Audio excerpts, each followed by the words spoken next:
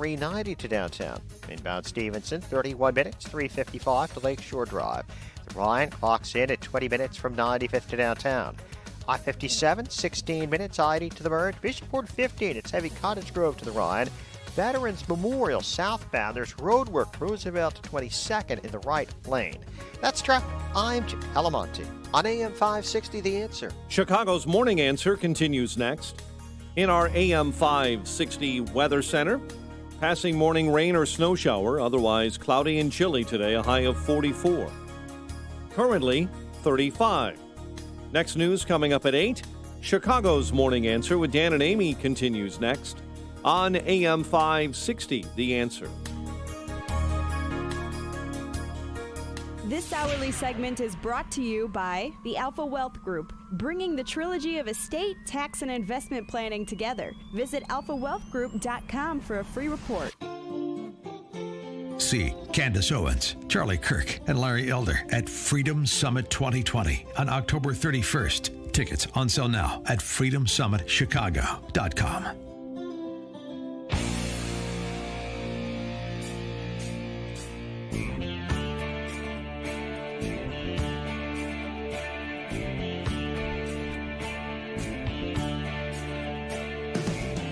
Top of the morning, Dan and Amy. No worry about it. Everything's fine in Chicago. No problem. As part of her 2021 budget package, eliminating that $1.2 billion projected budget deficit for the coming fiscal year, Mayor Lightfoot would impose speeding tickets on anybody driving over 6 miles an hour over the speeding limit in Chicago. Uh-oh. I get those things like candy on Halloween. Whew, I got 4 in one day. That's pretty impressive. I'm sure you've had some too, right? Well, the speed cameras now, we're not talking about red light cameras. No, I'm talking speed cameras. Speed cameras, yeah. Anyway, you get 6 to 9 miles an hour, you get a warning the first time. Then you get caught a second time, that's a $35 ticket in the mail. Right now, it's only if you're above 10 miles an hour. Now they're lowering it to 6 to 9. Yeah. Tickets $100 if you are 10 or you're more than 10 miles over. And that's the category I fit into. More than 10 miles an hour over? Yeah. Yeah. But somebody else is driving my car, Your Honor. That really wasn't me in the front seat. Yeah, that's why they have pictures. Nice try, though. Here's the thing about that. I love these safety tickets. Yeah. And again, right, these are the people that won't aggressively combat violent crime through prosecution and backing the police. But they're very aggressive in prosecuting the otherwise law-abiding for minor transgressions, right? So it's non-prosecution culture for things like theft or looting, even worse than that. It's prosecution culture for your otherwise productive citizen going 6 miles an hour over the limit, getting caught by a camera. And remember, too, this is for your safety. Right. Just like red light cameras are for your safety, just like sin taxes are for your safety. Please don't do it. We're imposing these fees and fines to discourage you from reckless behavior in order to protect you from yourself. Except that you have to do it. You have to speed. You have to blow through red lights. You have to smoke tobacco. You have to engage in all of the other activities that we're taxing, that we're saying we don't want you to engage in, because we've already budgeted for, and this is in her budget, to my point. I mean, it's such a great example. Literally in her budget. We've already budgeted for and spent, decades ago we spent it, the money we expect to realize from coming at you through your back pockets to get what we can't get politically through your front pockets. Do you see? You see how this is a government aligned against its constituents in Chicago, in Illinois, generally speaking, when you have policies like this? 6 miles an hour. I mean, and then there's no need to enlist police officers, and good, because they have higher, better uses given the violent crime in Chicago. So we just automate the state against you for your convenience, right? The red light cameras, the speeding cameras, all of these other taxes and fees to get from you back pocket what we can't get from you front pocket. and I don't know if you know this, but starting January 3rd or 4th, I believe, the restaurant tax is going to double in Chicago. Yeah, the restaurants that are still open. It's so interesting because, what prompts the yellow vests to take to the public square? What prompts a reaction here? Is it just a incremental tax on your Orange Crush? Is that the only thing that can get people in Cook County motivated? I honestly don't know the answer. Linda in Homer Glen, you're on Chicago's Morning Answer. Hey, Linda. Linda was, and now Linda's gone. All right. Well, that's a perfect segue to our next guest and our next conversation about our next tax, and that, of course, is the graduated state income tax. Dueling commercials down the stretch as those opposed to the graduated state income tax, the millionaires and billionaires, try to bail water with this electorate that is bent on economic destruction. For more on this, we're pleased to be joined by Steve Rauschenberger, former state senator, now the president of the Technology and Manufacturing Association. Steve, thanks for joining us again. Appreciate it. Good morning. Good morning. How are you guys? Good morning. Oh, great. So there's this business coalition, usual suspects, put together to urge voters to vote no on Illinois' graduated state income tax, including like the Illinois Chamber of Commerce, which has no problem endorsing people like Dick Durbin for office and otherwise endorsing all sorts of big government gambits. But now they're drawing a line and saying no to the graduated state income tax. Too little, too late, maybe? What do you think, Steve? Am I too pessimistic? Well, I'm glad to have anybody helping row the boat. Interestingly enough, this time, there's a grassroots coalition of smaller business associations that TMA has helped put together. We have 77 local chambers and small associations involved kind of in a grassroots effort to talk to our employees. So we're guardedly optimistic that we're going to have a better turnout. We're not depending just on the commercials. I mean, the big guys are always out there with the $1 million ad buys and the commissions. We're just doing literature and sample ballots for employees and yard signs. But just describe to people what would be like if this did pass. What does it mean for our future? Well, and the free raising of taxes at any point in time. It unfetters the Chicago Democrats that run Springfield from implementing any kind of income tax they want.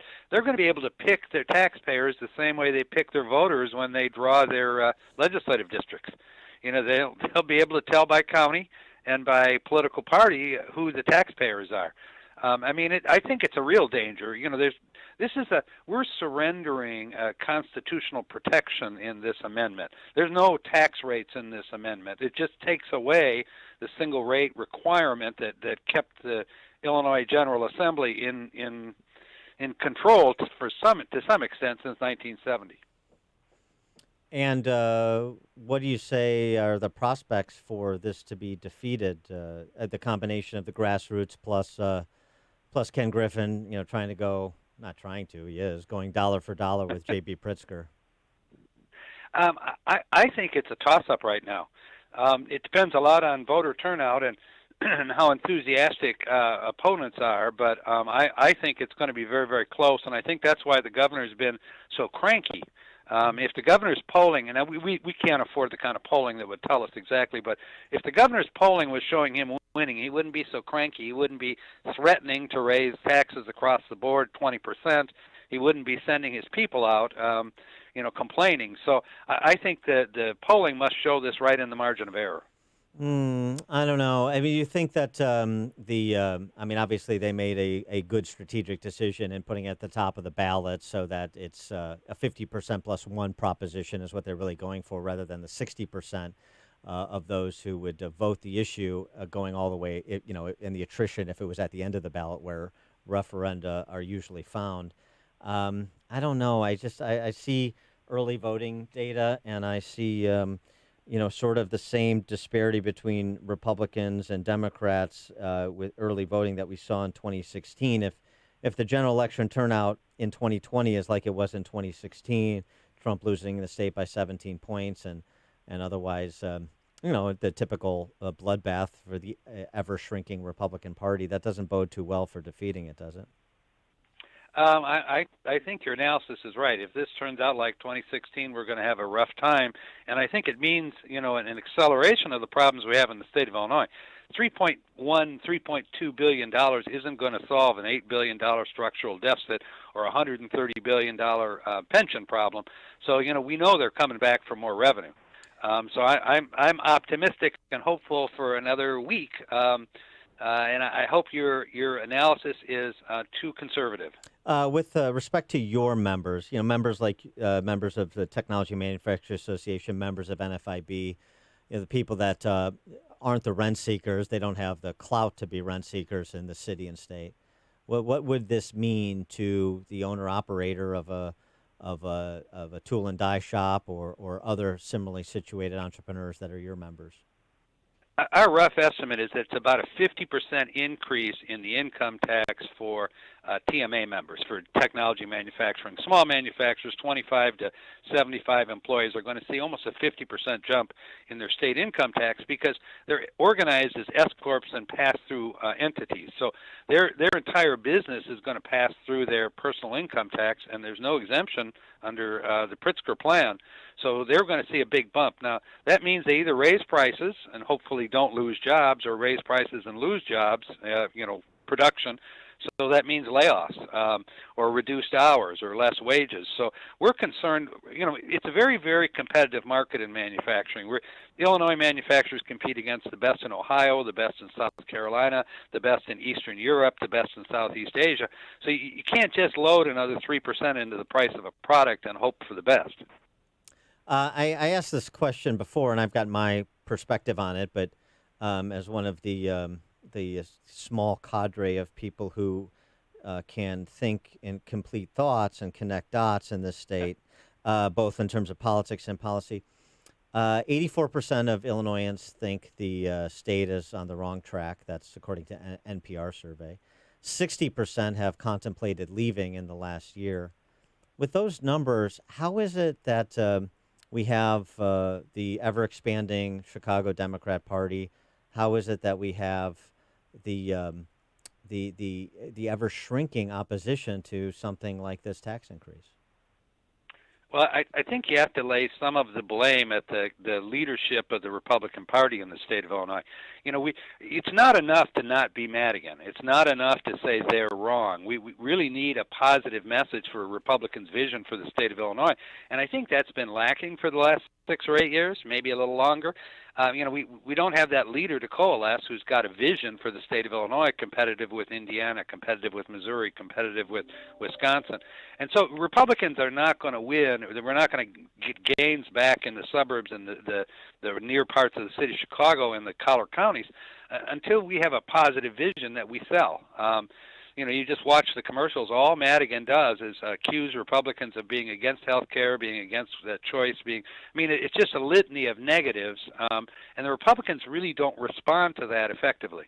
Mm-hmm. And with respect to, again, your members, it's one thing to look at the prospect of that hit, to look at the prospect of layoffs or price increases or some combination of the two.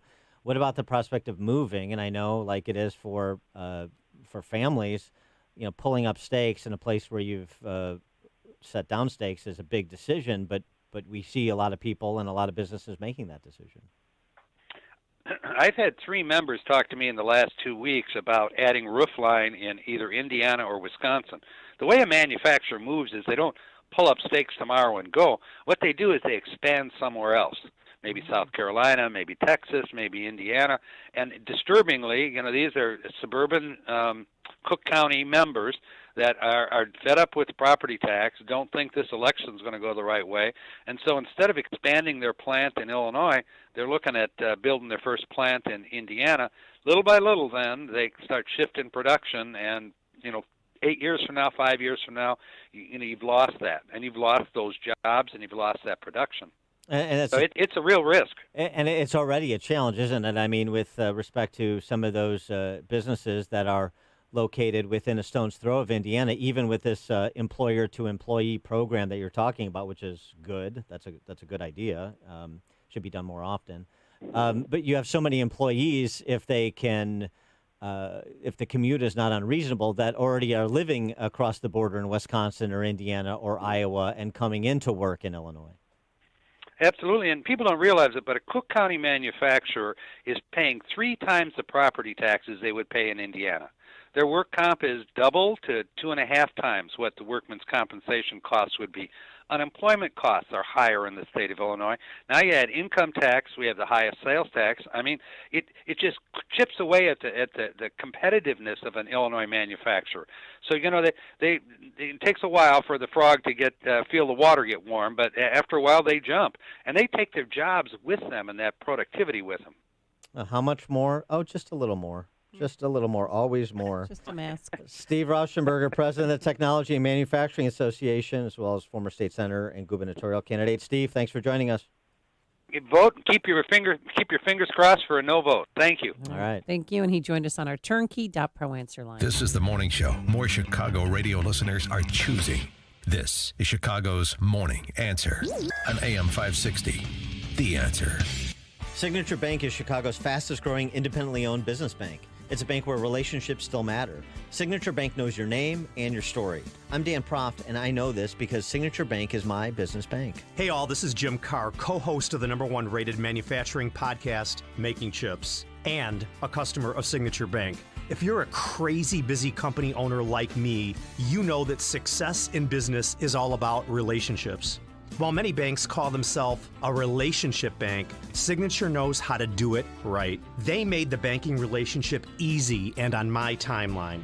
Their technology, coupled with the attention from my personal banker, made the transaction as effortless and seamless as possible. Much thanks to Signature Bank for supporting Car Machine and Tool when we needed it most. Bam. Signature Bank is looking for their